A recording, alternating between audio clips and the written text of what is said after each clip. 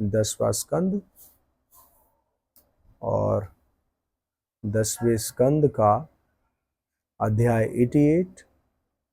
इस अध्याय का नाम है वृकासुर से शिव जी की रक्षा। श्लोक नंबर 29। सब लोग मेरे पीछे दोहरा सकते हैं। श्री भगवान उवाच शाकुनेया भवान् व्यक्तम्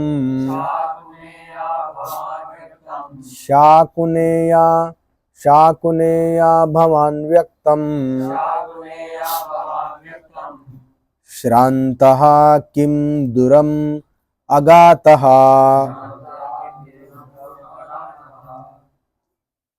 श्रान्तः किं दूरम् अगातः क्षणं विश्रम्यतां पुंसा क्षणं विश्रम्यतां पुंसा आत्मयं सर्वकामदुःखा आत्मयं सर्वकामदुःखा।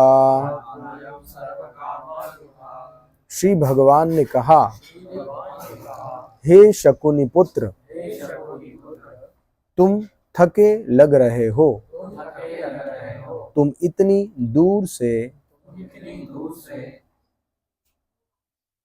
इतनी दूर क्यों आए हो? कुछ क्षण के लिए विश्राम कर लो। आखिर मनुष्य का शरीर ही सारी इच्छाओं को पूरा करने वाला है। तो ये श्लोक भगवान कह रहे हैं वृकासुर को। इस श्लोक से तो आपको पता चल ही गया होगा कि वृकासुर कहीं भाग भाग कर जा रहा था। तो भगवान ने कहा उनको कि तुम इतनी दूर तक क्यों भाग कर आए हो? थोड़ी देर सांस ले लो, थोड़ी देर आराम कर लो।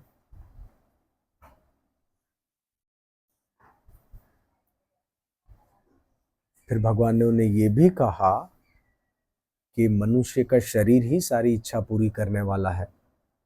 तो भगवान का कहने का मतलब ये था कि जिस इच्छा को तुम पूरा करने चाहते हो अपने शरीर के लिए, वो शरीर ही अगर नहीं रहेगा तो इच्छा फिर पूरी क्या करोगे?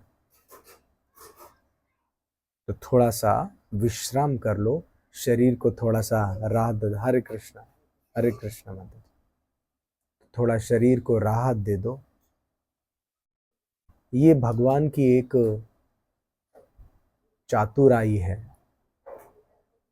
क्योंकि अब कोई व्यक्ति सोचेगा कि वृकासुर कहाँ भागता भागता जा रहा था, तो वृकासुर इतना दूर भागता भागता आ गया था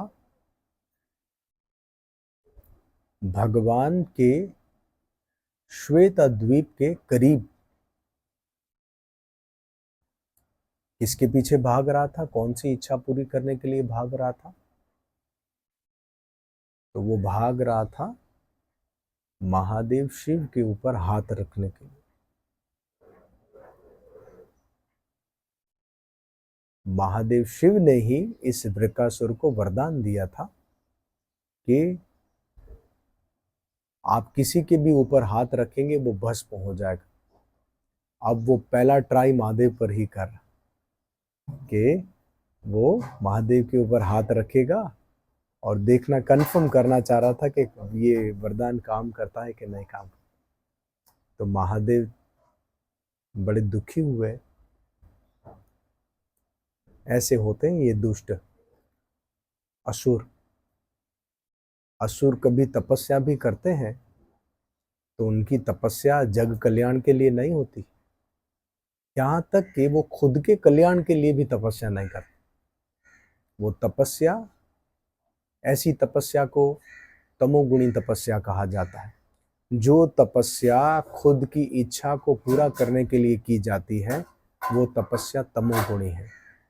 भले ही कितनी कठोर तपस्या क्यों ना हो, इस बात को ध्यान रख लीजिए, भले कितनी ही मेहनत क्यों ना हो, लेकिन आप उस तपस्या से केवल अपनी इंद्र तृप्ति करना चाहते हैं तो मात्र वो सिर्फ क्या मैंने कहा, वो तमोगुणी है और कुछ नहीं, वो मात्र तमोगुणी है।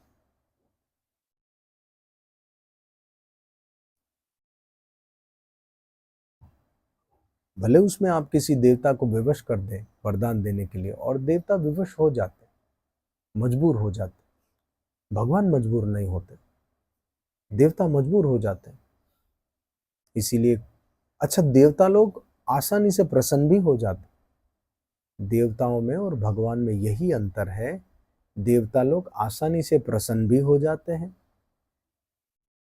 अब आपको कोई ब्रांडेड चीज चाहिए, उसका आप तोड़जोड़ थोड़ी कर सकते, उसका तो एक प्राइस कंपनी से फिक्स है, ब्रांडेड चीज है, कोई उसका कॉपी है या ब्रांड नहीं है, उसका तोड़जोड़ वो कर सकता है, बहुत चीप प्राइस में भी आपको मिल सकता है।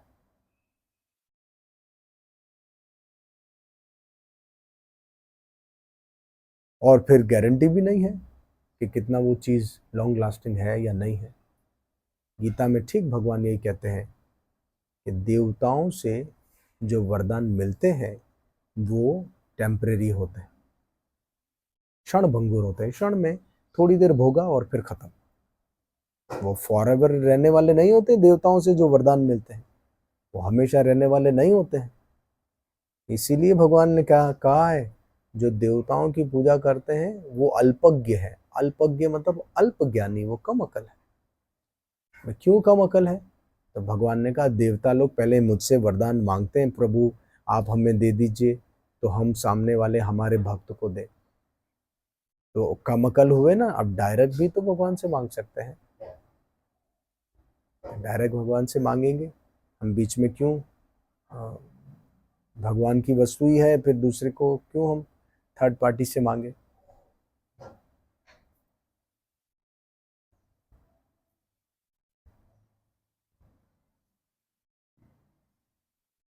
तो वृकासुर ने महादेव को प्रसन्न करने के लिए बड़ी कठिन तपस्या की, यज्ञ में अपने शरीर के एक एक अंग को काट कर उसमें आहुति दी। आमतौर पर जौ की आहुति दी जाती है, कोई दूसरी चीज़ों की आहुति दी जाती है, पर ये कितना अपने आप को तकलीफ देना था। एक जिंदा व्यक्ति को थोड़ी सी सुई चुभ जाए या एक कांटा लग जाए तो कितना उसको कष्ट होता है। तो शरीर को काट काट कर आहुति देना, तो ये बहुत ही तकलीफ देह बात थी, लेकिन उस तकलीफ को उन्होंने सहन किया अपनी मर्जी से, किसी ने फोर्स नहीं किया था। तपस्या का मतलब ये है कि अपनी मर्जी से तकलीफ को वेलकम करना, इसे तपस्या कहते हैं।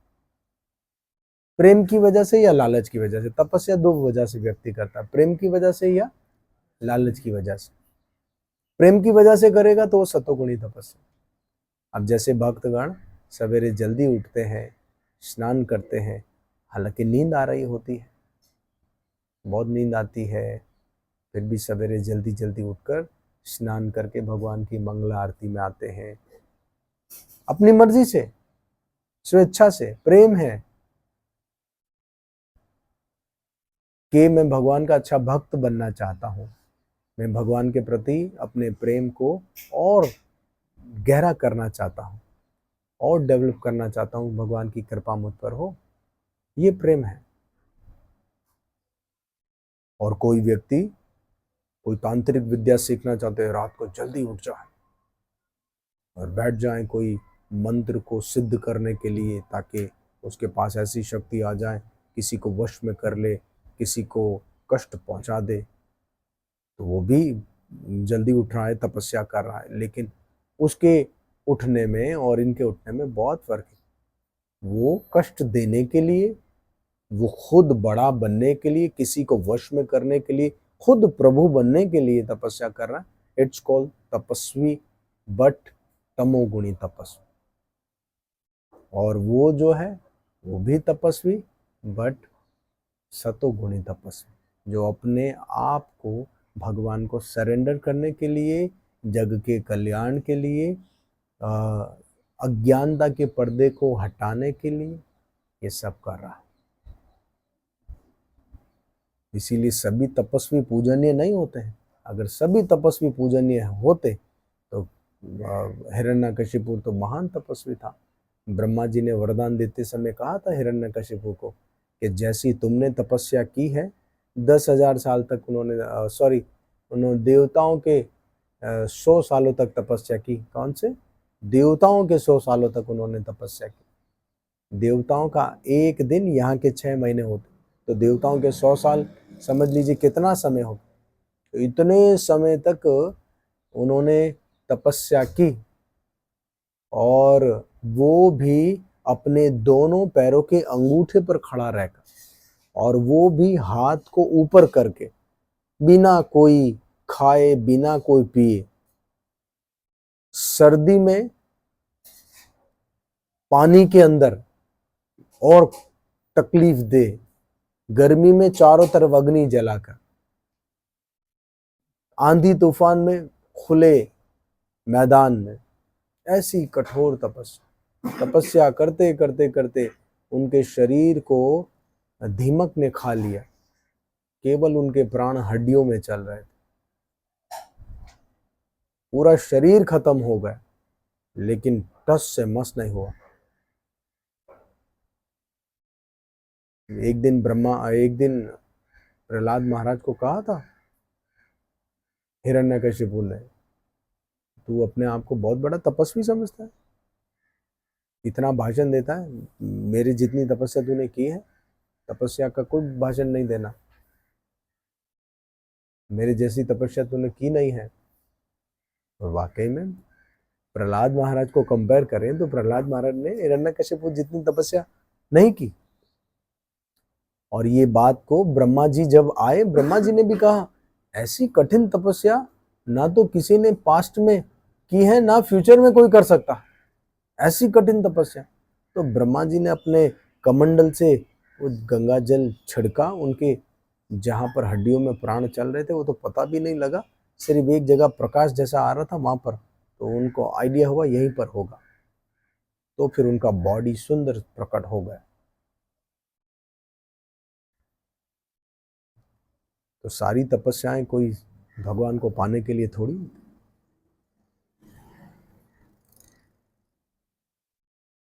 इसीलिए कभी गलती मत कीजिएगा कि किसी भी तपस्वी को देखें तो बोला ये पूजनीय ही है, उसका मतलब तो जानने की कोशिश करें कि वो तपस्या कर क्यों रहा है। जग के कल्याण के लिए, जग के उल्टा करने के लिए, लोगों में बड़ा बनने के लिए।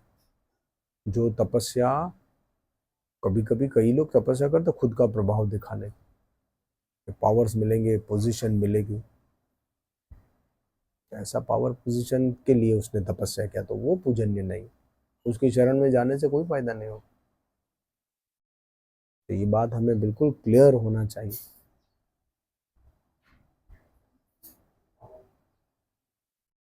इसी तरह वृकासुर ने भी कठिन तपस्या की, अपने शरीर के मांस को आहुति देकर महादेव को प्रसन्न करने का प्रयास किया। आखिरी दिन था, 7-8 दिन हो गए थे, महादेव दर्शन नहीं दे रहे थे। तो आज तो उसने सोच लिया था अभी कुल्हाड़ी से आखिरी आहुति दूंगा, मेन आहुति, नारियल ही अर्पण कर दूंगा। कौन सा नारियल? पूरा खोपड़ी अर्पण कर दूंगा। तो पूरा हाथ में कुल्हाड़ा लेकर बैठा, स्वाहा। जैसे ही वो करने ही वाला था, अपनी गर्दन को काटने वाला, तब तो सुंदर महादेव प्रकट हो गए अग्निकुंड में। महादेव ने हाथ रोक दिया, एक हाथ से महादेव ने पकड़ा उसको, कुल्हाड़े को, क्या कर रहा, दूसरे हाथ से, ऐसा नहीं करे, गर्दन मेरे को अर्पण करे। फिर उनको महादेव का स्पर्श हुआ ना, ये तो बहुत बड़ी बात है, महादेव का स्पर्श होना। महादेव के स्पर्श होने से उसका जो वो बॉडी के पार्ट्स जो नहीं थे उन्होंने आहुति दे दी, वो सब खुद ब खुद प्रकट हो गए, और उनका बॉडी और पहले से ज़्यादा सुंदर होगा। तो महादेव से वरदान मांगा। महादेव ने कहा मांगो, मुस्कुराते हुए कहा क्या चाहते हो? बोला जिसके ऊपर भी हाथ रखूं वो भस्म हो जाए। तो महादेव तो और दुखी हुए, बल्कि और मुस्कुराए भी कि यार कभी ऐसा संभव हो सकता है कि व्यक्ति हाथ उठाएं, आशीर्वाद देने के लिए उठाते ना। कभी आपकी माता जी, आपके पिताजी के आप पैर पड़ो और उसके हाथ में ये वाला हो कि वो भस्म हो जाए। बोला जाओ भाई, आशीर्वाद लेना नहीं, हाथ रखता है भस्म हो जाता। तो हाथ जब भी कोई आपको प्रणाम करे तो हाथ उठता है कि ब्लेसिंग्स देने के लिए, आशीर्वाद देने के लिए हाथ उठते। पर ये बिल्कुल उल्टा काम कि हाथ रखो और उसको पूरी ब्लेसिंग मिल जाए, भस्म। अब महादेव मजबूर थे उसको वरदान देने के लिए। क्यों क्यों मजबूर थे? देवता मजबूर हो जाते हैं क्योंकि उन्होंने तपस्या की है, उन्होंने अपना टाइम इन्वेस्ट किया है। वो मजबूर हो जाते हैं देने के लिए, इसीलिए देना पड़ता है। कभी कभी ना भी चाहे फिर भी देना पड़ता। बस यहां तक मजबूर करना होता है देवताओं को कि वो ये सेंटेंस बोल दे, जो तुम्हारी इच्छा मांग लो। यहां तक मजबूर करना होता है, जो तुम्हारी इच्छा। फिर बोला हाँ अब हमारा काम बना, अब तो अपनी इच्छा फिर वो निकालते हैं, एग्रीमेंट साइन करो। ये हमारा पूरा एग्रीमेंट होता है ना। वो तो ना चाहते हुए भी उन्होंने एग्रीमेंट साइन करवा लिया। तथास्तु, ठीक है। तो अब तो महादेव के ऐसे कैसे तथास्तु, ठीक है, पहले ट्राई तो करने दो। आपने जो वरदान दिया काम करता भी है नहीं काम करता, तो हाँ ट्राई कर लो। आपके ऊपर ही हाथ रखकर ट्राई करूंगा, तो देखिए कितना चतुर, कितना चतुर कि महादेव के ऊपर ही हाथ रख के महादेव को भस्म करूंगा, कैलाशपति बन जाऊंगा खुद ही। फिर दूसरे देवता, जब महादेव को भस्म करूंगा फिर तो देवराज इंद्र को, फिर वरुण को, अग्नि को, चंद्र को, सबको भस्म करूंगा। अपना नया गवर्नमेंट स्थापित, पूरे स्वर्ग को लीड करूंगा। अप्सराओं के ऊपर हाथ नहीं रखूंगा, उसका भोग करूंगा। तो इस तरह से पूरा मन में बहुत लालच भरा हुआ था, और प्लान तो पूरा पहले से ही था कि ये करना है मुझे। प्लान तो पहले से ही उसके मन में सोचा हुआ था कि पहले वरदान उनसे यही लूंगा, फिर उनको पहले भस्म करूंगा। असुरी प्रवृत्ति, इससे कहते असुरी प्रवृत्ति वाले लोग। कभी कभी असुरी, भगवत गीता में कहा है, असुरी प्रवृत्ति वाले व्यक्ति कभी कभी बहुत बड़ा यज्ञ करवाते हैं सिर्फ दिखाने के लिए कि देखो मैं, उसको कोई रूल्स रेगुलेशन फॉलो नहीं करता, सिर्फ दिखाने के लिए मैं देखो दान दक्षिणा भी करता हूं, अपने पैसे दिखाने के लिए। अब कैसे दिखा? तो कुछ इस तरह के इवेंट्स भी करता है। भगवत गीता में भगवान कहते, भगवान इससे प्रसन्न थोड़ी होते। भगवान तो कहते हैं कि जब तुम मुझे प्रेम से मेरी सेवा करोगे, भक्ति करोगे, मेरे भक्तों के नक्शे कदम पर चलोगे, संयमित जीवन जियोगे, तब मैं प्रसन्न होगा। अब महादेव ने जब देखा कि ये मेरे सिर पर हाथ रखना चाहता है, तो महादेव को अब थोड़ा भय लगा। हालांकि महादेव ऐसी लीला कर रहे हैं क्योंकि ये सब लीला के हिस्से हैं। जैसे फिल्म एक बनती है तो कोई एक व्यक्ति डरता डरता हीरो के पास जाता है, मेरी मदद करो, मुझे बचाओ। तो हीरो फिर आता है, उसकी मदद करता है। अब तुम साइड में आ जाओ, मैं वो जो बदमाश है, गुंडा है, उससे लड़ाई करता है। तो दिमाग में इमेज बन जाती है ये फिल्म का हीरो, हमें दिमाग में डालने के लिए कि ये हीरो है। तो बिल्कुल इसी तरह ये लीला है।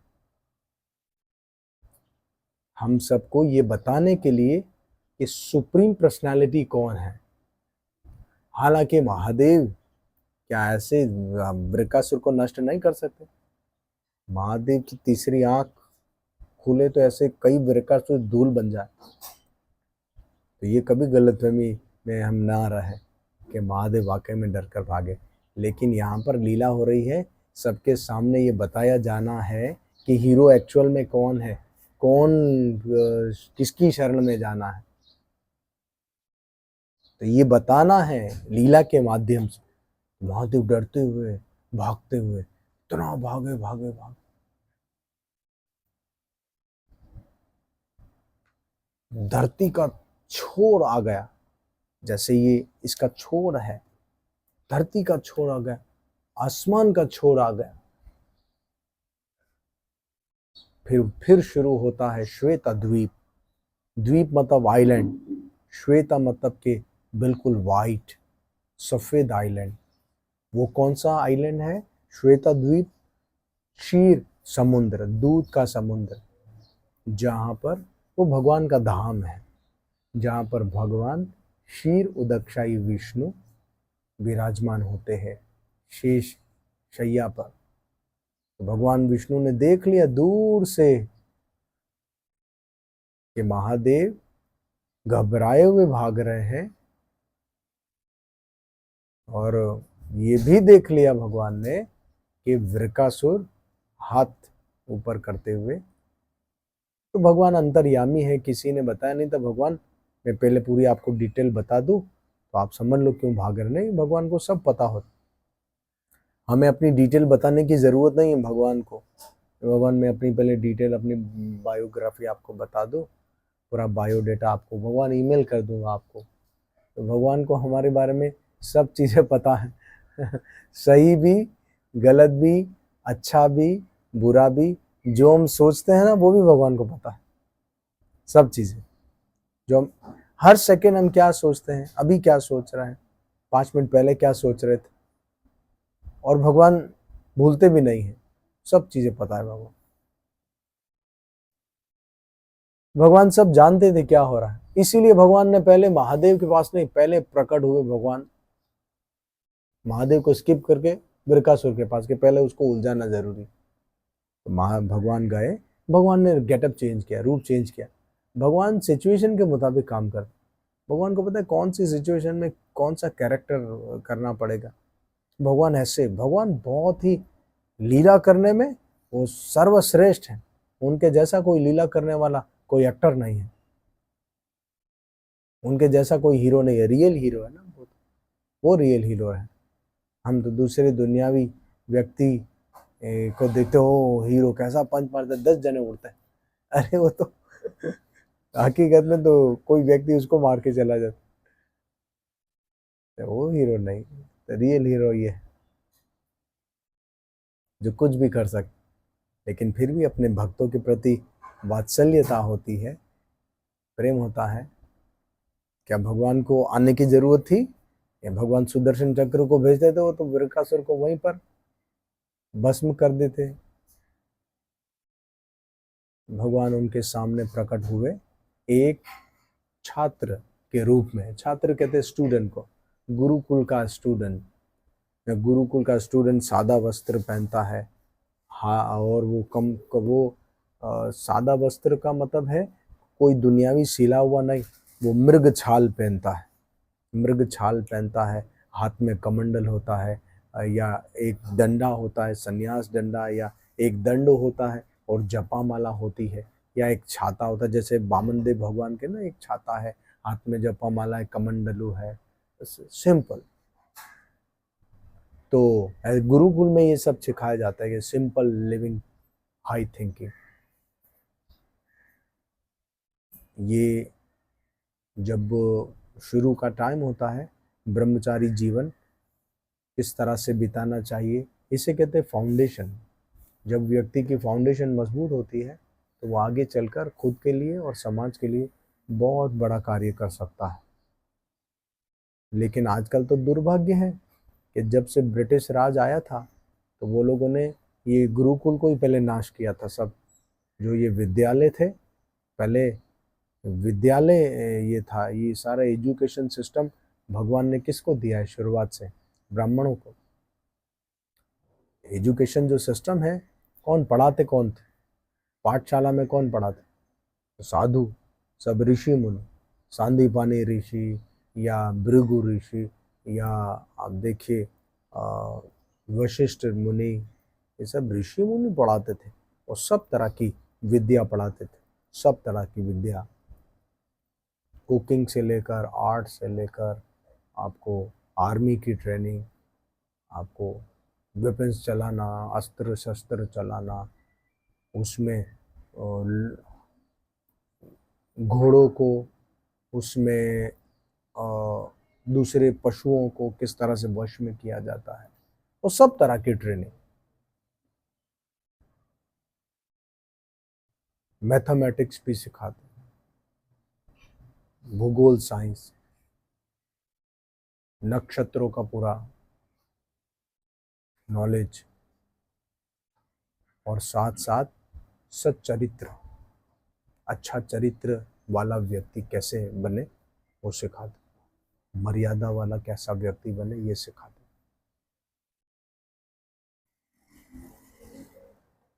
राक्षस लोग भी पहले यही करते, पहले गुरुकुल को नष्ट करते, क्योंकि वहीं से जनरेशन जो सुधरती है उसको ही पहले नष्ट करो, फिर जनरेशन कहाँ से सुधरेगी? राक्षस लोग सबसे पहले आप देखें संतों को ही मारते। क्यों? क्योंकि संत लोगों के अंदर ये शक्ति होती है, साधुओं के अंदर, कि वो दूसरे को सही मार्ग पर उसके ब्रेन को वॉश कर देता है, वो सही ब्रेन वॉश करता है।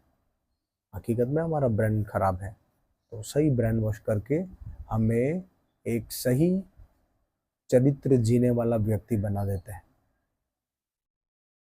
देखिए श्रीला प्रभुपाद जी जैसे साधु अमेरिका गए तो कैसे उन लोगों को, जो स्त्रियां ऐसे बदलते थे जैसे कोई कपड़े बदलता, जो खाने पीने में मांस वगैरह वगैरह वगैरह, जो भी नशा, कोई सही चरित्र नहीं, लेकिन साधु का संग करने से उनके वाणी में कितना प्रभाव, कि ऐसे जन्म जन्म से ऐसे काम में पड़े हुए लोगों ने ऐसे संत की छत्र छाया से अपने आप को बदल दिया, खुद अपना भी उद्धार किया और आज पूरे विश्व का भी उद्धार कर रहा है। एक व्यक्ति ने पूरे विश्व की काया बदल दी।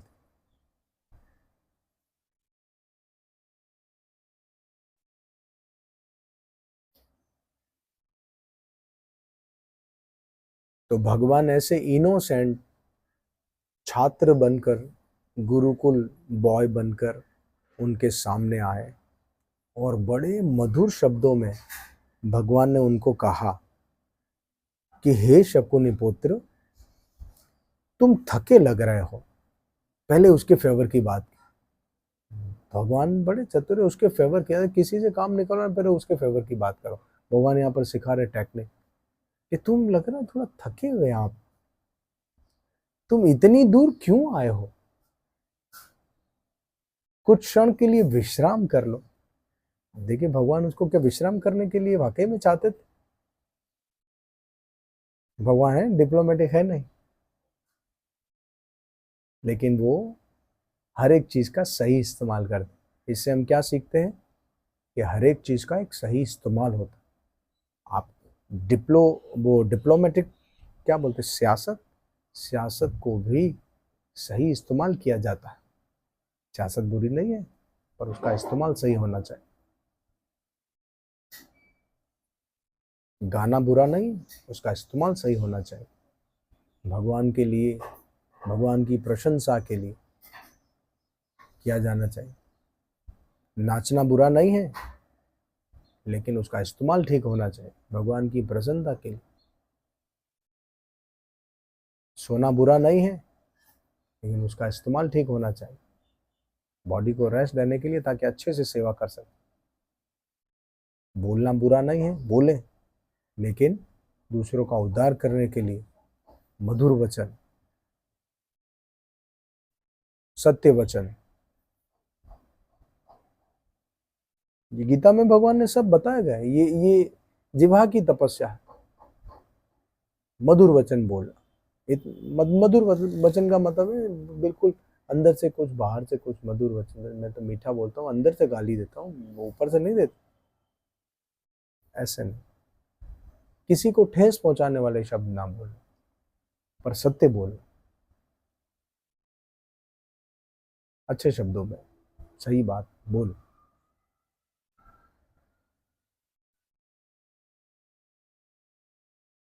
तो बोलना बुरा नहीं है, लेकिन हमें किसके लिए बोलना है ये ध्यान रखना है। बिल्कुल इसी तरह खाना बुरा नहीं है, खाएं, अच्छा अच्छा प्रसाद खाएं, लेकिन भगवान का भोग लगा हुआ खाएं।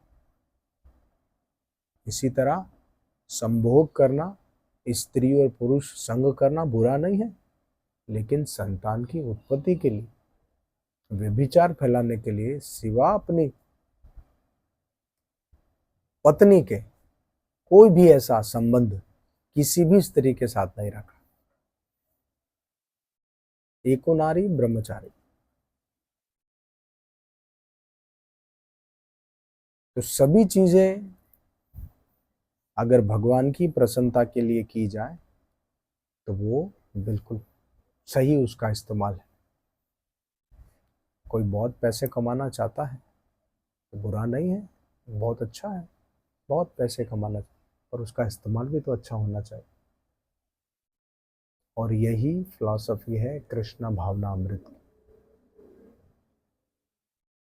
गीता में भगवान कहते हैं यद क्रोशी यदशनासी यद जहोशी ददासी यद तपस्यासी कौन्तेय तद कुरुषु मद अर्पण। तुम जो कुछ खाते हो, जो कुछ तपस्या करते हो, जो कुछ दान देते, जो कुछ भी करते हो, तद कुरुषु, तद करो, मद अर्पणम, मुझे अर्पण करते हुए करो। भगवान ने मना नहीं किया कि सारा काम धंधा छोड़कर बस हाथ में माला माला फेरो और बस सब काम धंधा छोड़ दो, नहीं, भगवान ने ऐसा कभी नहीं कहा है।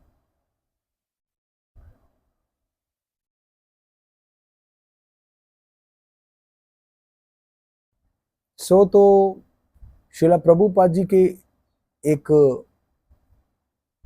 विदेशी भक्त थे, जॉर्ज हैरिसन, जो अपने ज़माने में पूरे अमेरिका के बहुत बड़े सिंगर थे। उनके जब कॉन्सर्ट होते थे, बहुत सारे लोग, बहुत सारे यंगस्टर, मेल फीमेल दोनों, उनके पीछे पागल थे, उसके सॉन्ग के पीछे। कॉन्सर्ट में हजारों लोग होते थे। तो प्रभुपाद जी से जब वो मिले, उनसे इंस्पायर हुए, प्रभुपाद जी के भक्तों को देखा, तो वो छोड़ना चाहते थे सब चीज़ें, अपने कॉन्सर्ट वाली लाइफ को, और प्रभुपाद जी के साथ में भक्तिमय जीवन बिताकर वैसा जीवन बिताना चाहते थे। या भक्त बन जाए, बिल्कुल ऐसा धोती कुर्ता पहनकर आपके साथ ही वृंदावन जाए, मायापुर जाए, बस प्रचार करें और ये सब छोड़ दें।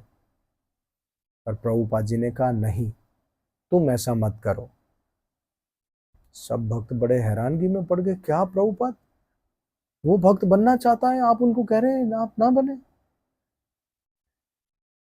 आपने हमें तो बनाया, उनको नहीं बनाया।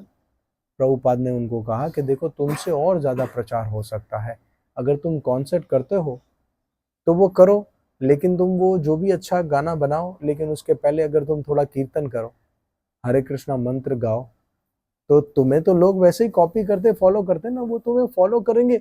इस तरह से तुम हजारों लोगों को एक साथ महामंत्र बुलवा सकते, और जो तुम्हें धन मिलता है उससे सेवा भी कर सकते हैं। प्रचार को बढ़ाने के लिए कितनी जरूरत है, आश्रम बनाना है, फॉर्म बनाने हैं, बुक्स प्रिंट करने हैं, कितना सारी चीजें हैं। तो अपने टैलेंट को कृष्ण की सेवा में लगाओ। अर्जुन को भगवान ने क्या कहा, तुम सब चीजें छोड़ दो, सन्यासी बन जाओ। अर्जुन ने कहा मैं सब चीजें छोड़कर सन्यासी बनना चाहता हूँ। तो ये तो उत्तम काम है ना, सन्यासी बनना चाहता है। पर भगवान ने क्या कहा उनको, युद्ध करो, अपने कर्तव्य का ऐसे छोड़ो मत, कर्तव्य का पालन करो। क्योंकि तुम एक फौजी हो और तुम युद्ध करने से ही तुम मुझे पा सको।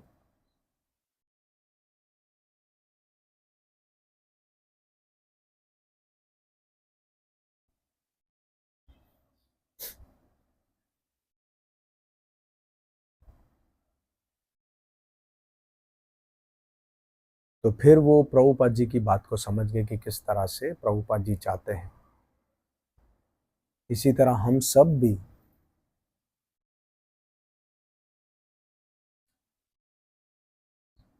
एक दिन में अमोघ लीला प्रभु के साथ किसी अमोघ लीला प्रभु बता रहे थे, एक स्टोरी बता रहे थे। कोई व्यक्ति उनसे मिलने के लिए आया था, तो मैंने उनको देखा नहीं था।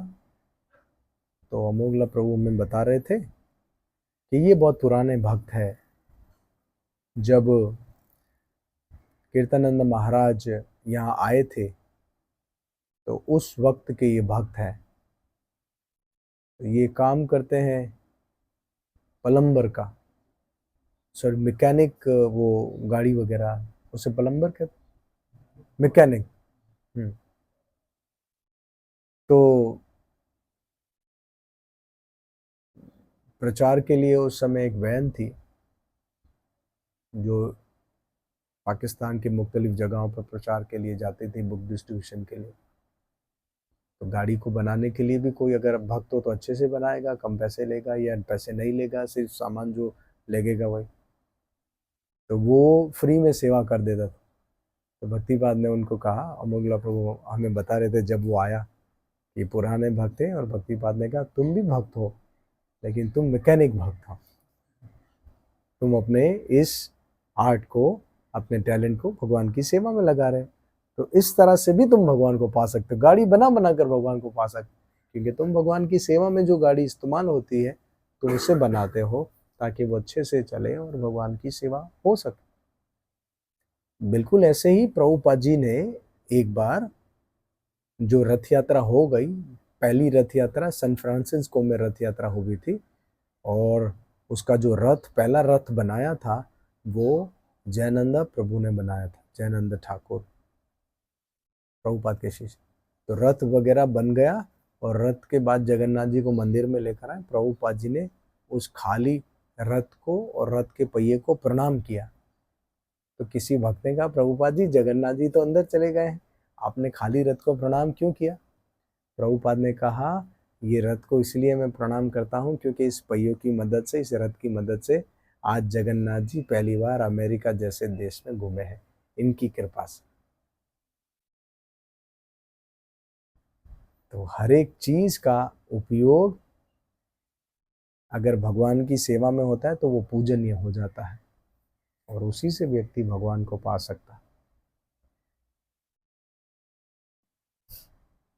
तो इसी तरह भक्तिपाद जी ने उनको कहा कि तुम भी भक्त हो, पर तुम मैकेनिक भक्त हो, और तुम जपा वगैरह करना शुरू करो, लेकिन साथ साथ तुम अपने काम को करो। भगवान श्री कृष्ण ने भी यही कहा अर्जुन को कि तुम तस्मात् सर्वेषु कालेषु मामनु सिमर युध्य च। भगवान कहते हैं तस्मात्, तुम्हें ये करना है। क्या करना है? तस्मात् सर्वेषु कालेषु, सब जगह और हर वक्त। तस्मात् सर्वेषु कालेषु मामनु सिमर, मेरा सिमरन करना है। तो अर्जुन ने कहा ठीक है सिमरन करूंगा, अभी सब काम ये छोड़ देता हूँ, लड़ाई झगड़ा। फिर भगवान ने दूसरी लाइन में करना है, तस्मात् सर्वेषु कालेषु मामनु सिमर युध्य च, युद्ध भी करो। युद्ध करना छोड़ना नहीं, काम भी करना है तुम्हें, तुम फौजी हो, युद्ध च। भगवान को वो आर्गुमेंट करना है तो गुस्सा आएगा, उनको मारूंगा। भगवान ने कहा तुम सिर्फ युद्ध करते समय ये सोचो कि मेरा आदेश है। मां मनु सिमर युद्ध चा मई अर्पित, मन और बुद्धि, अपनी बुद्धि और मन को मुझे अर्पण कर दो। मां में वेश्यसी संशय, इस तरह तुम मुझे पाओगे, इसमें जरा भी डाउट। तो हम जो भी काम करते हैं वो करते रहें भगवान की प्रसन्नता के लिए, लेकिन मन में भगवान के विषय में चिंतन करें। सोचे, भगवान का स्मरण करें। तो भगवान का स्मरण करने से कोई ये थोड़ी कि काम ठीक से नहीं होगा, और जो काम भी हम करते हैं उसको अच्छे से करें, भगवान की सेवा में अगर वो लगाते हैं तो वो परफेक्ट है। जैसे कोई व्यक्ति वीडियो बनाते हैं, वो वीडियो बनाने वाला कोई व्यक्ति कहेगा ये तो ऐसे ही वीडियो बना रहा है अपने यूट्यूब चैनल के लिए या अपने सोशल मीडिया के लिए, लेकिन वो अपने इस टैलेंट को अगर वो भगवान की सेवा में लगाता है, भगवान के अच्छे अच्छे दर्शन वो मीडिया के माध्यम से लोगों तक देता है, या भक्तों की एक्टिविटी को कैप्चर करके लोगों के सामने लाता है, तो लोग उसे देखकर इंस्पायर हो गए और डिवोटी बनेंगे। उसने अपने टैलेंट को कैसे अच्छी अच्छी चीज़ों को वो प्रमोट करता है, लाता है सामने, ये भी सेवा। इसे कहते हैं कृष्ण भावनामृत। आप कृष्ण भावनामृत में अपनी सारी चीज़ों का इस्तेमाल कर सकते हैं। भगवान यहाँ सिखा रहे हैं कि पॉलिटिक्स कैसे की जाती है। अभी भगवान उसको कह रहे हैं कि अरे आप थक गए होंगे,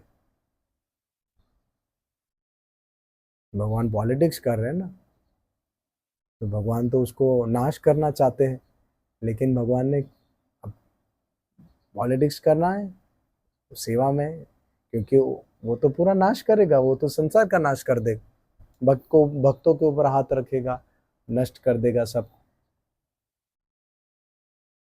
तो इसीलिए भगवान ने कहा कुछ क्षण के लिए विश्राम कर लो। आखिर मनुष्य का शरीर ही सारी इच्छाओं को पूरा करने वाला है। इतना शरीर फूल गया है और सांस फूल गया है, भागते भागते शरीर ही नहीं रहेगा तो इच्छा पूरी कहाँ से करोगे। फिर भगवान ने उनको आगे कहा, हे विभो, यदि आप हमें इस योग्य समझते हो तो हमें बतलाइए कि आप क्या करना चाहते हैं।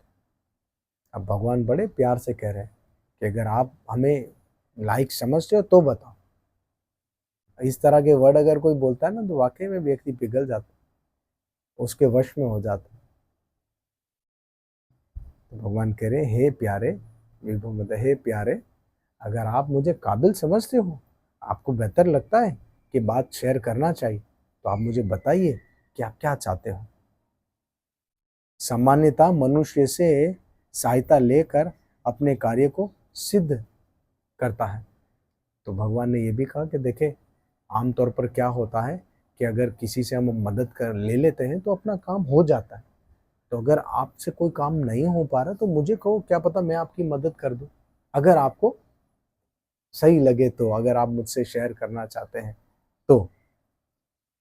अब भगवान जानते हैं, फिर भी भगवान उसको कॉन्फिडेंट में ले रहे। पहले सुखदेव गोस्वामी ने कहा, इस तरह मधुर अमृत की वर्षा करने वाली वाणी। कौन सी वाणी? मधुर अमृत की वर्षा करने वाली वाणी। भगवान जब बोलते हैं इतना मधुर बोलते हैं, जैसे अमृत की वर्षा हो रही हो। ऐसी वाणी में भगवान द्वारा प्रश्न किए जाने पर वृकासुर को लगा कि उसकी थकावट मिट गई है। देखिए, सिर्फ इतनी मधुर वाणी सुनकर वृकासुर को लगा कि मेरी सारी थकावट दूर हो गई, सिर्फ भगवान की अमृतमय वाणी सुनकर। और बिल्कुल इसी तरह जब हम भगवान के विषय में सुनते हैं तो हम ये दुनियावी लाइफ में दौड़ भाग कर रहे हैं। कंपटीशन कितना है, हर एक व्यक्ति वो एक दूसरे के साथ रेस चल रही है। रेसिज्म कितना है दुनिया में, एक दूसरे व्यक्ति से ये आगे निकल गया, मैं इससे ज़्यादा आगे निकल जाऊँ, इसने इतने बना लिया, $1000 बना लिया, अब मैं जल्दी जल्दी $2000 बना लूँ, इसने ये कर लिया। तो रेसिज्म कितना है, व्यक्ति बस ये करते करते करते करते करते आखिरकार उसकी आयु इतनी हो जाती है, मृत्यु के करीब पहुंच जाती, सिर्फ जीवन भर वो सफरिंग कर रहा है, सफरिंग कर रहा है, स्ट्रगल कर रहा है। लेकिन जब वो भगवान के विषय में सुनते हैं हम किसी शुद्ध भक्त के माध्यम से, तो हमारा ये जो थकावट है, इंटरनली थकावट, बुद्धि में थकावट शांत हो जाए। हम फील करेंगे बिल्कुल शांत हो गया मन शांत हो, तब सुख का अनुभव करेंगे, जैसे इन्होंने अनुभव किया वृकासुर।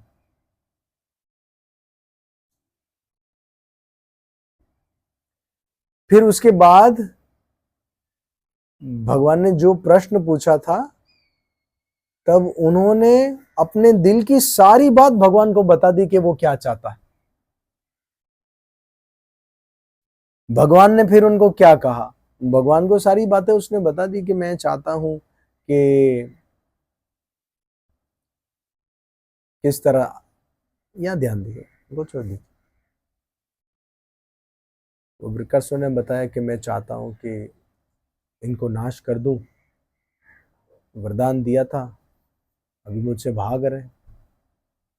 तो सारी बातें उनको बता दी। भगवान ने कहा यदि ऐसा ही है तो हम शिव के कहने पर विश्वास नहीं कर सकते। अब भगवान ने कहा, अब भगवान उसके ऐसा लग रहा था इसको, वृकासुर को, भगवान मेरी टीम वाला है, तो हम प्लान पर काम कर रहे हैं, क्या हाथ रखना चाहते। तो भगवान कह रहे हैं अगर ऐसा ही है तो हम शिव की बात पर भरोसा नहीं कर सकते। क्यों भरोसा नहीं कर सकते? शिव तो प्रेतों और पिशाचों के वही स्वामी है।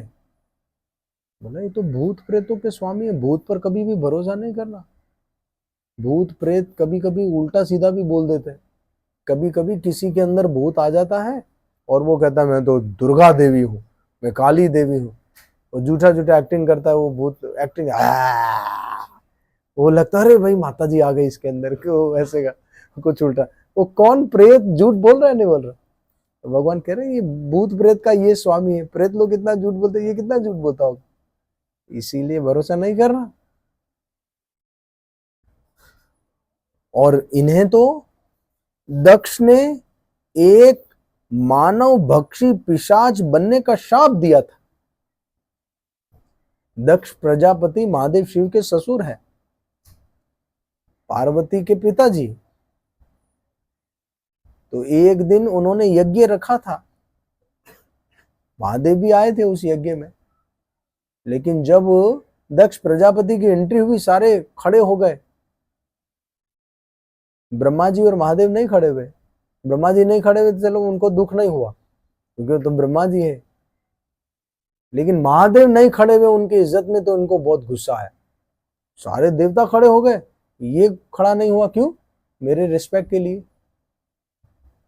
अब वो ये भूल गया कि भले मेरा दामाद बना है, लेकिन है तो तीन देवताओं में से श्रेष्ठ ब्रह्मा विष्णु महेश है। ये इतना ईगो था उसको, वो उनकी पोजीशन को हल्का ले रहा था। और महादेव हकीकत में, उसको महादेव को पता ही नहीं था उस समय कौन आ रहा है कौन जा रहा है, क्योंकि महादेव समाधि में थे। और महादेव जहां भी बैठते हैं वो अपना भजन शुरू कर देते हैं। महादेव अपने भजन में थे, वो भगवान के ध्यान में बैठे हुए, तो उनको पता ही नहीं था कौन आ रहा है कौन नहीं आता। लेकिन दक्ष प्रजापति ने कहा देखो कितना असभ्य, कितना बेशर्म है, मैंने कृपा करके अपनी हिरन जैसी आंखों वाली बेटी इसको दी है। हालांकि ये योग्य नहीं है, शमशान की विभूति लगाता है, खोपड़ियों की माला पहनता है, लायक नहीं है मेरी बेटी।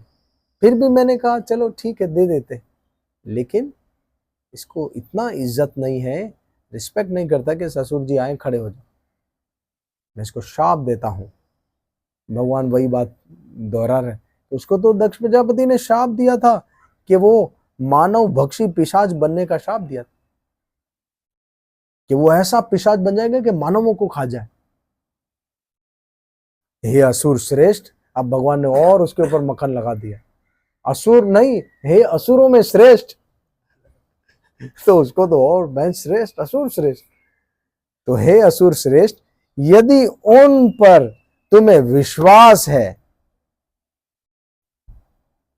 क्योंकि वे ब्रह्मांड के गुरु है, तो अविलंब तुम अपना हाथ अपने सिर पर रखो और देख लो कि क्या होता।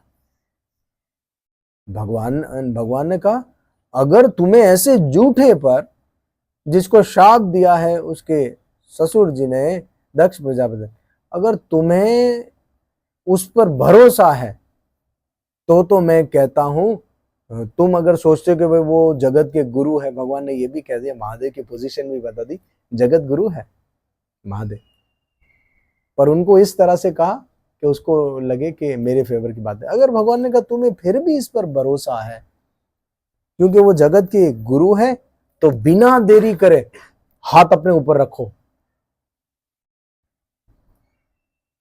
और देख लो। क्या देख लो? हे दानव श्रेष्ठ, यदि किसी तरह भगवान शंभु के शब्द असत्य सिद्ध होते हैं, अगर किसी भी तरह महादेव शिव के जो शब्द उन्होंने कहे थे, जो वरदान दिया था, वो झूठा साबित होता है, तो उस झूठे का वध कर देना। भगवान ने ऐसा कहा, हाँ ये आपने सही कहा, ट्राई तो कर लो। आप उसके ऊपर हाथ रखना चाहते हो, पता वरदान काम ही नहीं करे, आप करंट देना चाहते हो, उसको अभी करंट दूंगा, पता चले तार में करंट है नहीं। आप पहले खुद तो ट्राई कर लो, और अगर झूठा वरदान निकला तो फिर इस झूठे को छोड़ना, जिससे वो दोबारा झूठ ना बोल सके। तुम उसको मार देना ताकि वो दोबारा झूठ ना बोल सके। अब देखिए कितना भगवान ने पहले उसको फेवर में लिया, अभी भगवान ने उसको ऐसे बेवकूफ बना रहे हैं। भगवान सुखदेव गोस्वामी कहते हैं, इस प्रकार भगवान के मोहक चतुर शब्दों से मोहित होकर मूर्ख वृकासुर ने था तो मूर्ख ही, अब मोहित हो गया भगवान की बातों को, भगवान की टेक्निकली बातें समझ नहीं पाया। पहले भगवान ने जैसे इतना मीठे से, इतना इज्जत दी, इतना डिसिप्लिन से बात की, डिसिप्लिन के अंदर रहकर भगवान ने काम किया। असल में भगवान को वायलेशन पसंद है। भगवान असुर को भी मारना चाहते हैं ना, वायलेशन है, साइलेंस काम करो, सा शोर शराबा करके क्या लड़ाई झगड़ा, शांति से नष्ट। वायलेशन भगवान को पसंद है। कितना डिसिप्लिन में रहकर फौजी लोग ना, बड़ा डिसिप्लिन में रहकर, बाकी ऐसा नहीं कि पूरे गांव वालों को हाँ नहीं, वो आएंगे पूरा अपना फील्ड खड़ी करेंगे, जो काम है वो करके चुपचाप चले जाए।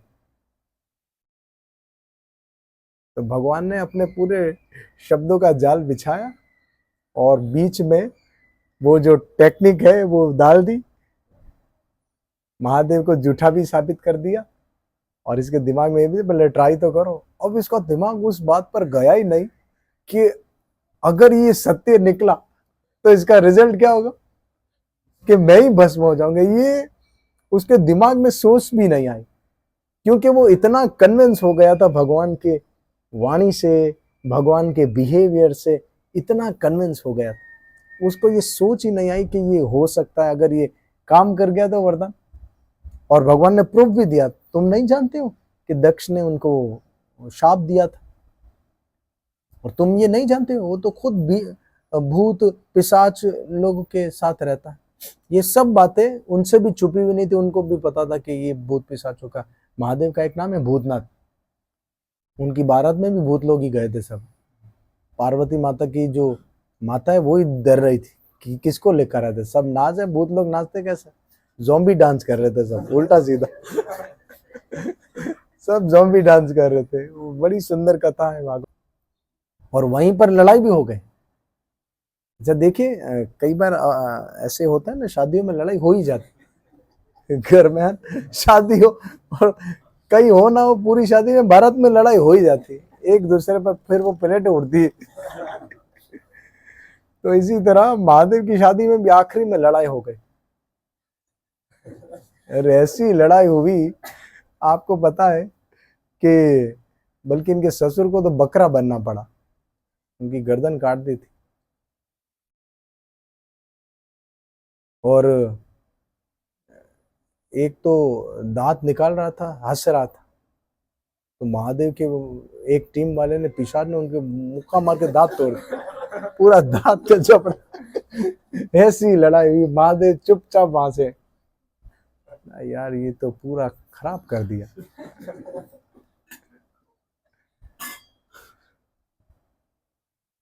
तो ये सारी बातें तो बहुत, वो क्या कहते, जब न्यूज किसी की ज्यादा चलती है उसको क्या कहते, बहुत वायरल थी उस समय, हर जगह यही बातें हो रही थी, अरे ऐसा हुआ ऐसा हुआ, फिर दक्ष के यज्ञ में भी ऐसा हुआ। ये सब बातें तो जानते थे ये अच्छे से। अब भगवान ने ये सब बातें बोलकर उसका पूरा माइंड बना दिया था कि ये झूठा है, और मेरे को भी इसने गलत बयानी कर दी है कि तथास्तु बोला है, लेकिन लगता है कि चेक ऐसे ही ब्लैंक चेक दे दिया मुझे, अभी होगा वो बाउंस जाएगा। पैसे निकलेंगे नहीं, यानी वरदान काम करेगा नहीं, ऐसा होना। देखिए सुखदेव गोस्वामी कहते, इस प्रकार भगवान के मोह चतुर शब्दों से मोहित होकर मूर्ख वृकासुर ने बिना समझे कि वो क्या कर रहा है अपने सिर पर हाथ रख दिया, और जैसे ही हाथ रख दिया उसका सिर उसी समय विदीर्ण हो गया, उसी से विस्फोट हुआ, ब्लास्ट हुआ, उसका सर फट गया और वो नष्ट हो गया, मानो वज्र द्वारा प्रहार हुआ। वज्र के द्वारा उसके सिर पर प्रहार हुआ, विस्फोट हुआ, असुर भूमि पर गिरकर मर गया। और जैसे ही वो हुआ तो सारी लीला तो देख ही रहे थे चुप कर असुर लोग, क्योंकि असुर जब ये महादेव के पीछे पीछे भाग रहा था तो स्वर्ग से भी होते हुए गया था, तो सारे असुर लोग भी चुप गए थे। कैसा नहीं, महादेव के चक्कर में किसी के भी ऊपर हाथ रख दे वो भस्म होते होते, सारे दूर दूर भाग गए थे। कोई चुप रहते, कोई सिंहासन के नीचे, कोई कहाँ, कोई पेड़ों के पीछे। तब सारी लीला देखने के लिए देवता लोग भी ऊपर से देख रहे थे सब चीजें, पीछे पीछे क्या होता। और जब ये हो गया, असुर नष्ट हो गया, आकाश से जय हो जय हो जय हो, नमस्कार हो तथा साधु साधु, ये सब जोर जोर से आवाजें आने लगी। जय हो, किसकी जय हो? भगवान हरि की जय हो।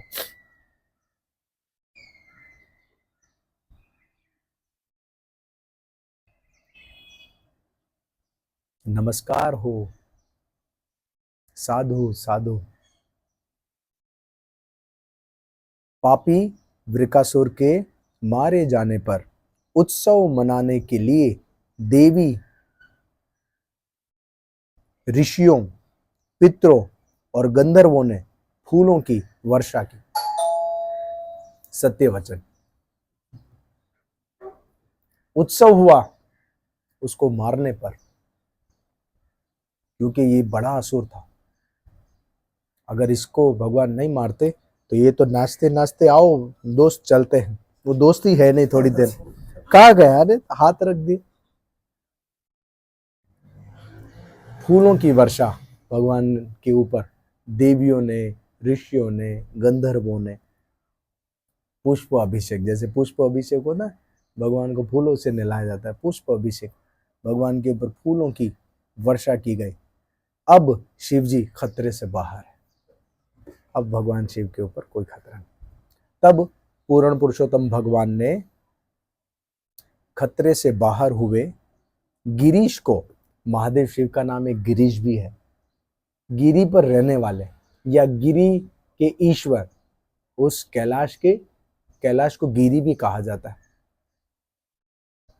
तो गिरी के ईश्वर गिरीश को संबोधित किया, मतलब कहा, हे महादेव मेरे प्रभु, देखो ना ये दुष्ट व्यक्ति अपने ही पाप के फलों से किस तरह मारा गया है। बेशक यदि कोई जीव महान संतों का अपमान करता है तो वो सौभाग्य की आशा कैसे कर सकता।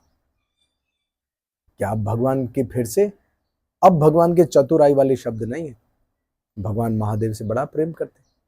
हे मेरे प्रभु, भगवान ने ये भी कहा, हे गिरीश देखो ना अपने ही पापों से ये मरा है, भगवान ने तो नहीं मारा था, हाथ उसने खुद ही रखा। फिर भगवान ने उनको कहा कि जो जीव संतों से द्वेष करता है, भक्तों का अपमान करता है, वो कैसे बच सकता है? उसका सौभाग्य नष्ट हो जाता है, उसका गुड फॉर्च्यून नष्ट हो जाता है।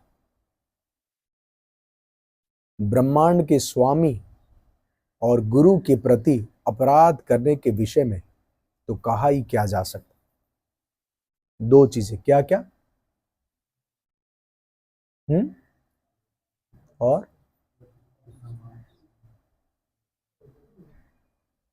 भगवान, ब्रह्मांड के स्वामी और गुरु के प्रति जो अपराध करता है उसके विषय में तो कहना ही क्या, उसका तो जीवन नष्ट हो जाता है। जो गुरु के प्रति अपराध करता है और जो भगवान के प्रति अपराध करता है उसकी भक्ति लता बीज नष्ट हो जाती। श्रील प्रभुपाद की। श्रील प्रभुपाद जी कहते हैं, विश्वनाथ चक्रवर्ती के अनुसार भगवान विष्णु का ये कथन मीठी फटकार के रूप में है। हे असीम दृष्टि के स्वामी, हे विशुद्ध बुद्धि वाले, दुष्ट असुरों को इस तरह वर नहीं देने चाहिए। आप तो मार डाले गए होते। अब विश्वनाथ चक्रवर्ती ठाकुर कहते हैं कि भगवान ने यहाँ पर जो महादेव को कहा कि हे प्रभु, तो भगवान ने मीठी कभी कभी मीठे शब्दों के जरिए किसी को नहीं, जैसे हम कहते हैं किसी को मेरी माँ, बात समझ लो, तो हम उसको मेरी माँ नहीं करें, गुस्से वाली बात करें, लेकिन शब्द क्या है? मेरी माँ। तो भगवान ये कह रहे मेरे प्रभु, समझ रहे कि ऐसा नहीं करते हैं। क्या नहीं करते हैं? ऐसे दुष्टों को ऐसा वरदान नहीं देते हैं।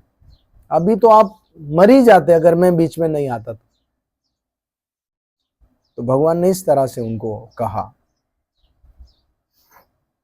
आप तो मार डाले गए होते, किंतु आप तो इस बेचारे को बचाने में लगे थे और इसकी परवाह ही नहीं की कि फल स्वरूप आपको क्या हो सकता।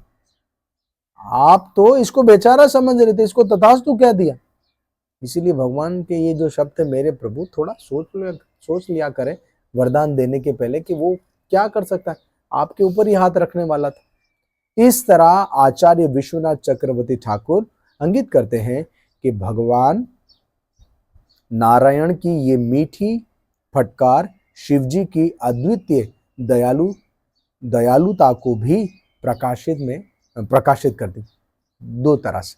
तो भगवान इन मीठी बात से महादेव को थोड़ा ये बताना भी चाह रहे थे और हम सबके सामने महादेव कितने हम्बल, कितने दयालु है कि महादेव अपनी भी परवाह नहीं करते हैं, अगर कोई उनसे कुछ भी मांगता है तो दे देते। ये दोनों चीजों को भगवान प्रकाशित कर रहे। एक तो ये भी भगवान उनको कह रहे कि ऐसे आपको नहीं करना चाहिए, दूसरा ये भी हम सबको बता रहे हैं कि महादेव कितने दयालु हैं, वाकई में भोलानाथ है। इसीलिए तो उनको भोलेनाथ कहा गया है कि वो जल्दी किसी के भी बात में आ जाते, उनको कोई भी वरदान दे देते। अब इससे तो वाकई में भोलानाथ सिद्ध होते हैं कि वाकई में भोलानाथ। लेकिन साथ साथ ये भी ध्यान रखना चाहिए, आशुतोष है। आशुतोष का मतलब जल्दी खुश हो जाता है तो फिर जल्दी गुस्से में भी आ जाता है।